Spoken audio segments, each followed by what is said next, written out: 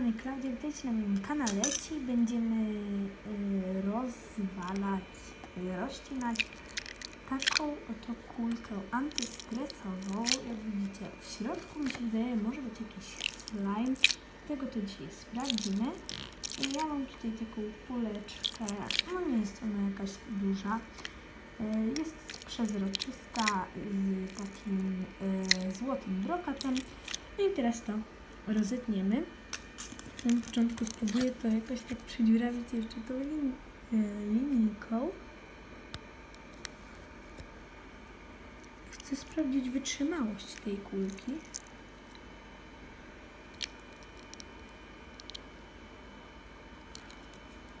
Czekajcie.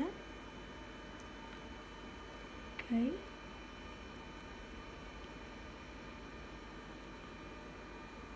Wow, wytrzymałość jest naprawdę bardzo dobra.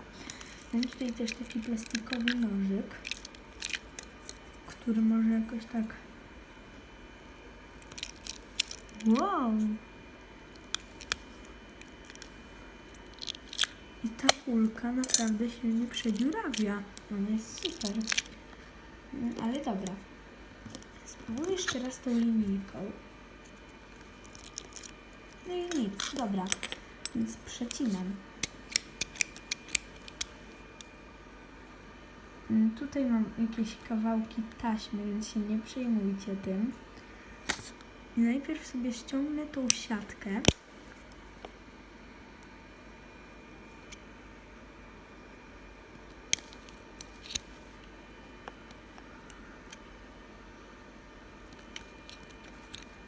No tak.